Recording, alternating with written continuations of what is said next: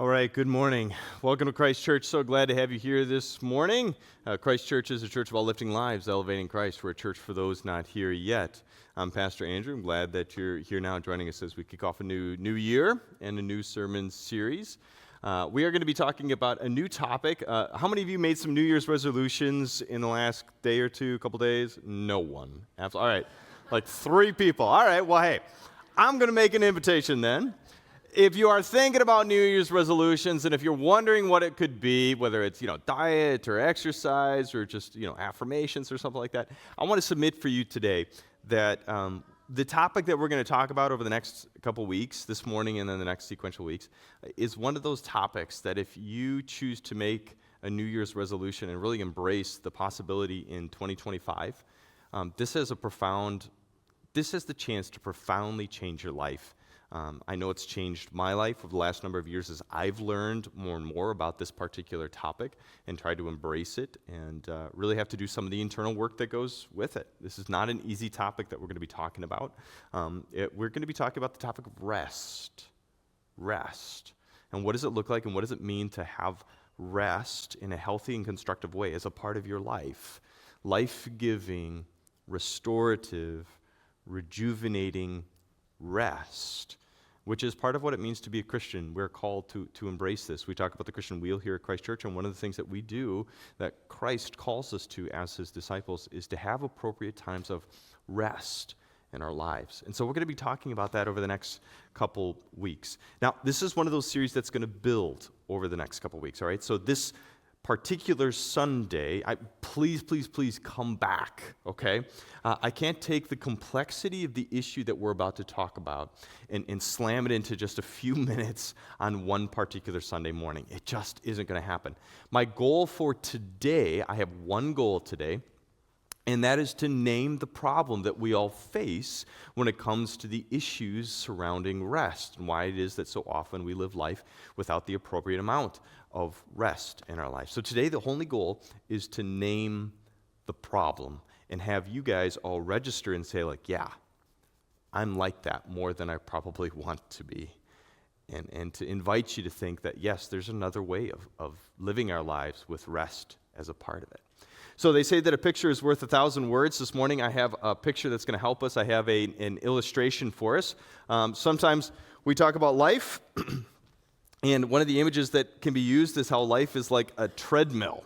How life gets moving. We get on, have you guys ever heard the hamster wheel type idea where you get moving and you get churning and you get going? Well, I've got an illustration for us this morning where life is kind of like being on a treadmill, where you got to keep up and you got to keep moving forward, and we do our best to keep moving forward regardless of all the things that life throws at us. So when we start off life at like a good pace, like a healthy, we're excited, we're pumped about the future. We have a good amount of energy in our life at this point in time. We're excited about what our lives could be like and what could unfold before us. Shortly after we get going in life, usually education has a role to play in our life. And so whether it's preschool all the way up to secondary education or post some sort of degree that you might get, education takes some of our time and our energy, and we're still feeling really good about that. But we have education as part of our lives. And then once we get education, we often will end up moving out of the house, getting a big kid job, starting the process of becoming more and more independent, and having a job, more independence, more responsibility. And it's cool, it's good, it's wonderful, it's a fantastic thing. Hopefully, at this point in time in your life, you're going to church. Hopefully, God is a part of your life. Hopefully, you've been doing things that keep you healthy and grounded in your spiritual practices as well.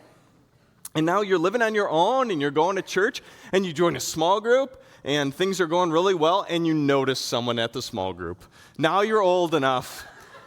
You get excited. Hello, beautiful. And you put yourself out there. You go on a couple dates and all of a sudden you fall in love and you get married. And it's fantastic. Now, but anybody who's been married knows that when you get married, now you have to take into account another person and life picks up. Right? It gets a little bit faster because now you've got another person in the mix. And okay. So, and you're doing good though. But like, this is okay, right? Now, you start having the big conversations, the two of you, and you decide you're not ready for kids yet. So you do what everybody does before you get kids. You get a dog. You get a dog. So now you have a dog, and you're keeping the dog alive. That's great. The dog sheds. Dogs shed all the time, and so you got to keep up with the dog, and you're taking care of the house, and you're keeping the dog alive. So that's a positive, and you think, okay, honey, it's time. We should have a kid, right? We can do this. We're going to have a kid. So a kid comes with a diaper bag and a kid. And so now you have a kid, and, one kid is great, but you know what's even better than one kid? Two kids. Two kids. So now you have 2 kids, a dog, and a big kid job. And when you have kids, life picks up a little bit faster because you're trying to keep up, right? With the kids and stuff. So now you have 2 kids, and kids come with activities. There's so much pressure to put our kids in all the things, right? So now you have to do things. Yeah, there you go.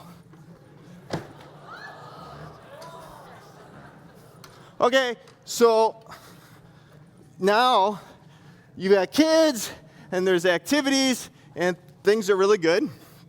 And, when you have 2 kids and you're keeping up with the activities, you think, hey, what's a 3rd kid? So, yeah, that's perfect.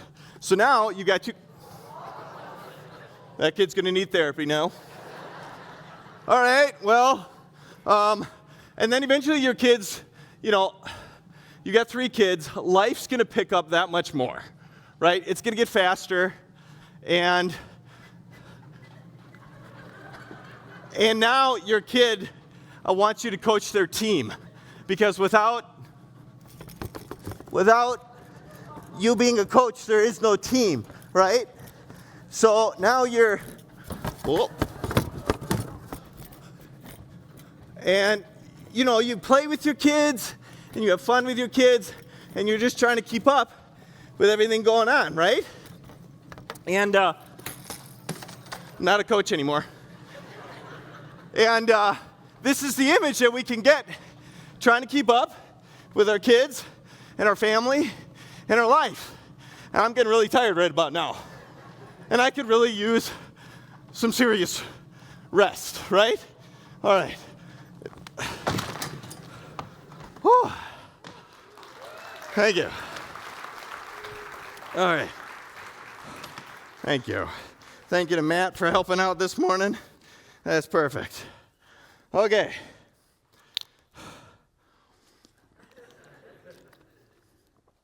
Oh. Okay. But isn't that life? We get moving, you get going, and life keeps throwing more and more at you, and you're just trying to keep up. You get tired, winded. You start dropping balls or dolls. You get busy and you get moving, and it doesn't happen usually all at once, right? Like, it's incremental. It's a little bit here, a little bit here, a little bit here, a little bit here. It's saying yes to this, and it's saying yes to this, and it's saying yes to this, and eventually, you get spread too thin, stretched across too many things, too many demands. Sometimes it's not that you're stretched too thin, but it's like one thing that you become hyper-focused on. And that one thing becomes bigger and bigger and bigger and bigger. But regardless, your life becomes consumed beyond what is healthy, sustainable, and possible. And we keep pushing the limits of our own creatureliness and finitude, and we just end up trying to keep up.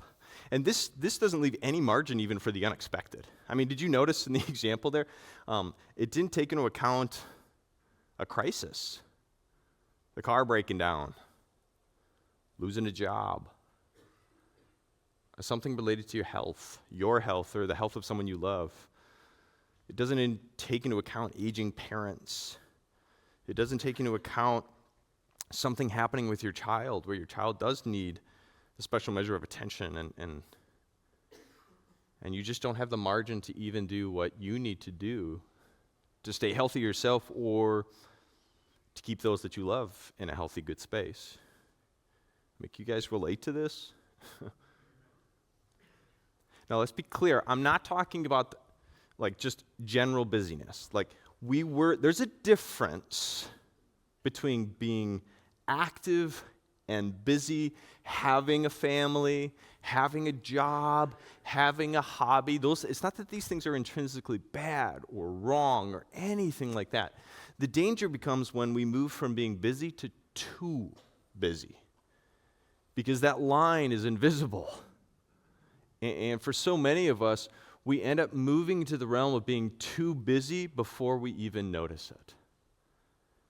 And we expand ourselves to such a degree, and we can handle that for a short amount of time. Right? We can kick the speed up for a season. There might be a particular season in your life where there is an extra measure demanded from you and of you. And we can do that. But what so often happens is that new speed becomes the new sustained normal. And we don't downshift again. We don't slow down on the backside of that season. We figure, hey, I can run at this pace, so I'm just going to keep this pace. And so oftentimes, even if we get to the other side of a season that's particularly demanding of us, we just feel like we have all this margin, and what do we do with that new margin that we just discovered? Well, we fill it again with other stuff. And we become too busy. And as I said, this is complex. This is not something that we necessarily even notice, because we live in this world and in a culture where this is the normative expectation of you. You live in a world where it's normal to be busy to an unhealthy degree. You live in a world that is constantly demanding your time, your energy, more of you. I mean, you live in a world that is vying for your time and attention. This is the new industry. This is what all of the research and all the data is coming out right now, and it's saying, look, what the world is vying for, what all the markets, the industrial complex is trying to get is your attention. That's the marketplace is going for your attention. That's the new commodity. More of your time and your energy in that way. This is why, how many of us have cell phones? Don't raise your hand, but most of us have cell phones. Cell phones that come with notifications that are constantly coming and trying to grab your attention. Text messages, emails. I mean, you live in a world that is conditioned for the now.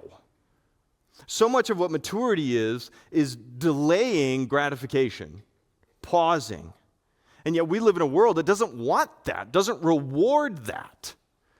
They want it, and they want it now.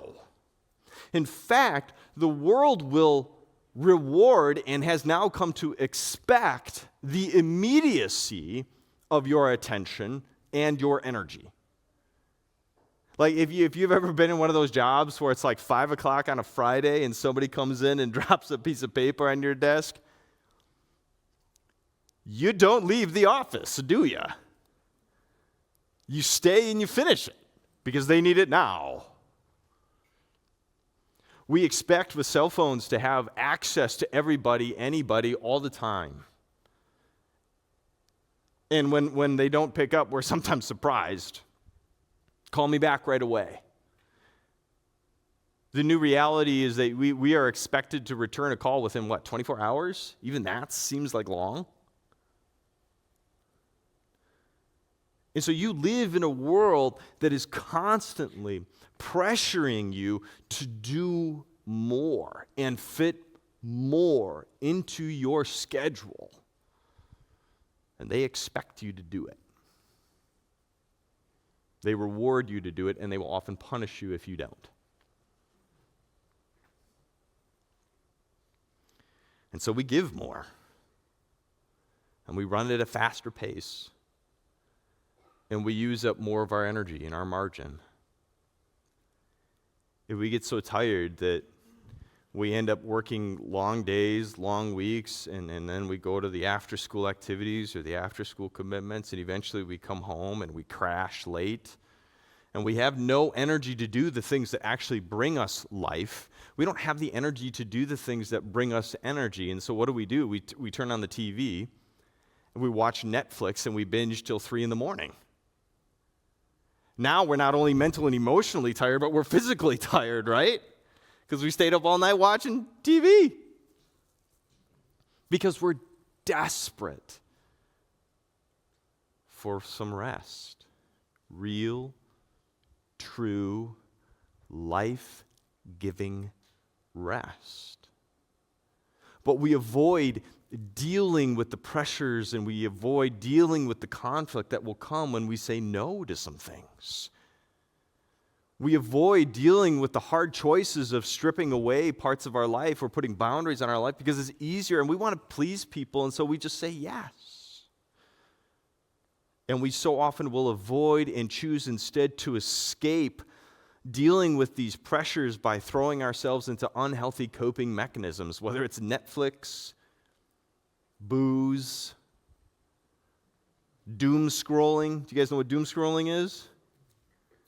Where you sit on the couch at night, just looking at your phone, trying to find something that is going to stimulate our brains and make us feel like we're worth something and that we're better and that we can do it all.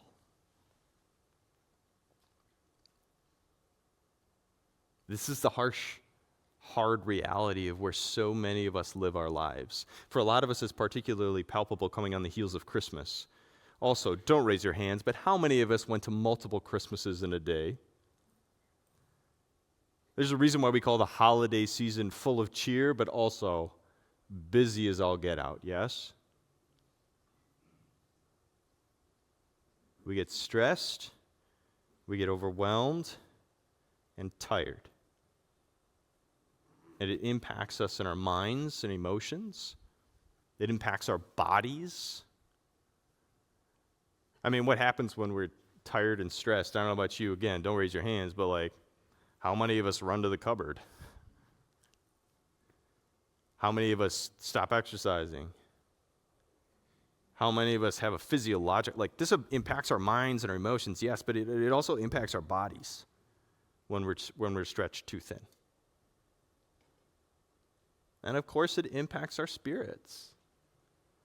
Did you notice what was one of the first things to drop, by the way? God's good word, the Bible. You know, it's one of the first things to drop in people's lives where they just feel like they don't have the time and the energy to spend time with God. Spend time with God's people. We're so overwhelmed and pressured that we don't have time to sit and have a cup of coffee and pray or read our Bibles or go for a prayer walk. We have a hard time nowadays. There's so much pressure, particularly on Sunday morning, so we have a hard time making it to church because there's some sport or some activity or something demanding on your schedule and your time and your energy, even on Sunday mornings, right? And that attrition will impact us in a spiritual way too. This is why there's this old saying, I don't know if you ever heard it before, but if the devil can't make you sin, he makes you, everybody say it, busy. Why? Well, because when you get so busy, you become disconnected from the things that bring life and vitality and meaning into your life. When you get so busy, you stop connecting with people in meaningful, constructive, and helpful ways. You stop, right? A relationship takes time. A relationship takes energy. And if you don't have time and you don't have energy, anybody who's married knows this, right? Like, it takes time and energy to date your spouse, to maintain a healthy relationship and connection and conversation and meaningful intimacy. That takes work. And if you don't do that work, your relationship will suffer and you will end up looking at your spouse in a couple of years and feel totally disconnected.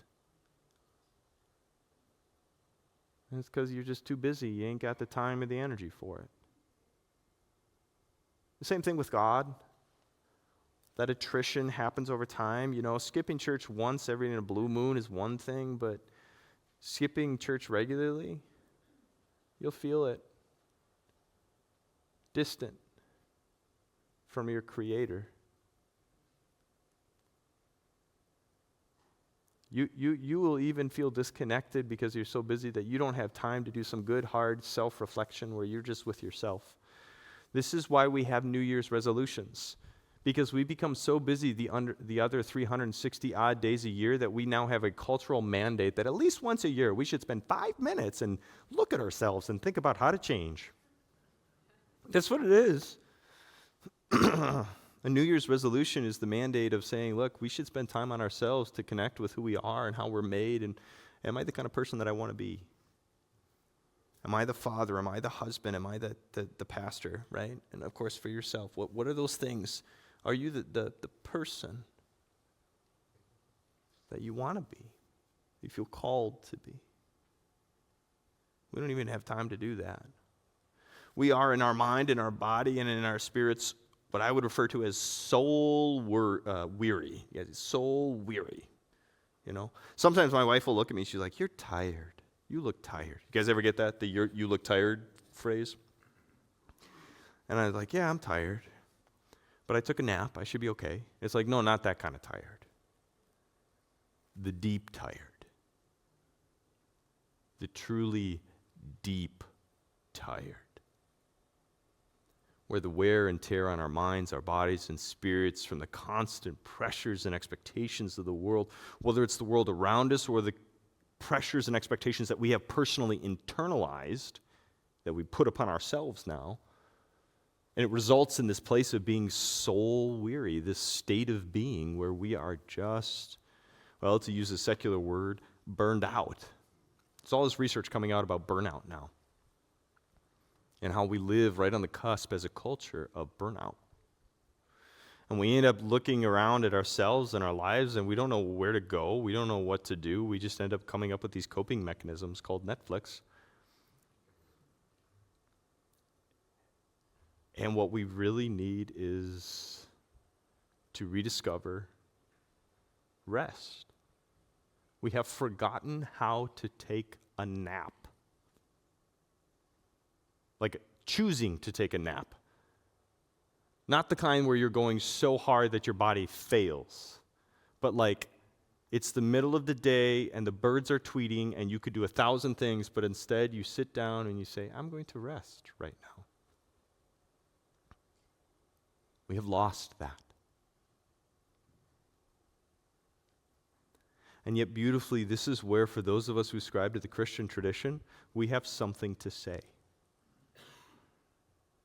Because we believe, for those of us who are Christian, we believe that our lives were not meant to be just a rat race that you run and then you're dead. We believe there's more to it. In fact, Jesus came to offer and give an alternative life, a new way of living, one that is free from the pressures and the expectations as it relates to your sense of identity, purpose, and meaning. Jesus came to give you a life, to offer you something, to say, look, I didn't intend the treadmill. This is not what I created you for. I created you to connect with people, to be present with people, to be connected to God, to be connected with yourself. You are intended for so much more than what this world has to offer. Don't sell yourself short, but instead rediscover and reclaim the life that Jesus intended for his followers. It's fascinating to me, but Jesus actually talked about rest. That the disciples back in Jesus' day also lived in a world full of pressures, full of expectations. And just as Jesus spoke to them in their day, Jesus speaks to us in our day, in this day, to his disciples with an exhortation to say, look, rest.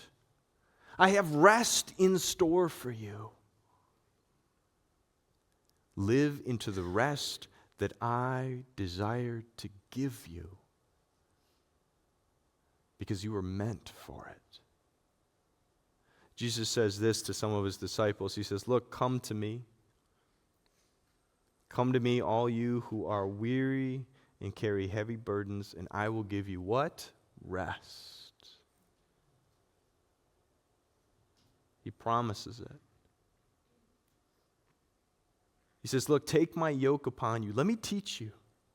Let me teach you an easier way, a better way. Let me teach you a life that isn't guided by the pressures of this world. Let me teach you how to live life in a way that is sustainable and healthy and that you will thrive with. Because that's the kind of life that I always intended for you. And it's the life that I am here to give you. So let me teach you, because I'm humble and I'm gentle at heart. And with me, you're going to find rest for your mind, your body, your spirit, for your soul. For my yoke is easy to bear, and the burden that I give you is light.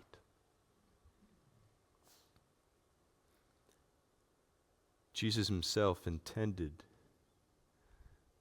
for you to live a life with rest, rejuvenation, restoration as a key part of it. He models it himself. If you go into the scriptures, do you ever notice it never says Jesus rushed from one appointment to the next?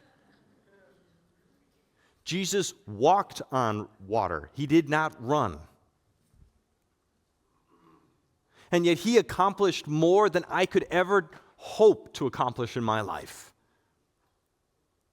He exhibited grace and compassion and presence and purposefulness with the people that he engaged with every day.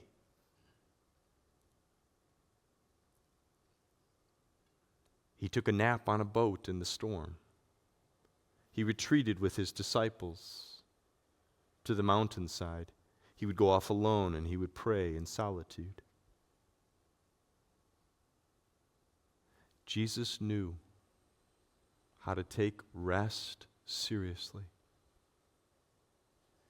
And he invites you to join him in that rest. It is meant for you. Over these next few weeks, we're going to examine one of his teachings. We're going to examine a teaching of Jesus that will hopefully create space in your life for the sacred practice of rest. And in doing so,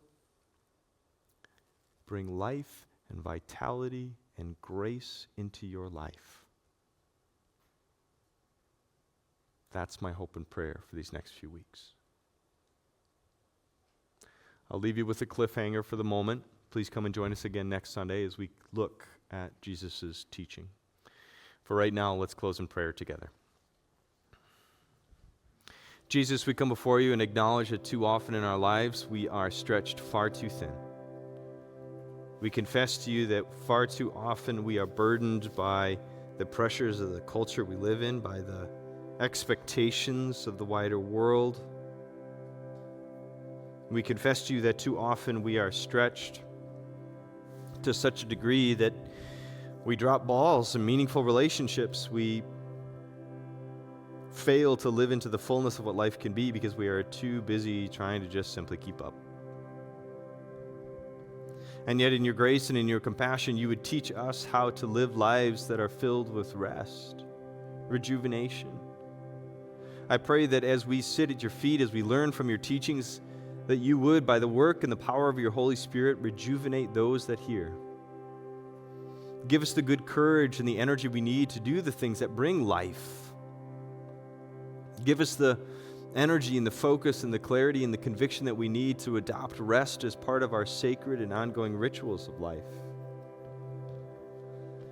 We pray and ask that in these coming weeks we would come to such a place and such a degree that we would be fortified and we can move into the rest of the year of 2025 with a sense of purpose, direction, and rest at the core. We thank you that you know us so well and that you would choose to draw our attention to this part of our lives and our world. We turn ourselves over to you, Lord. And it's in your name, Jesus, that we pray. Amen.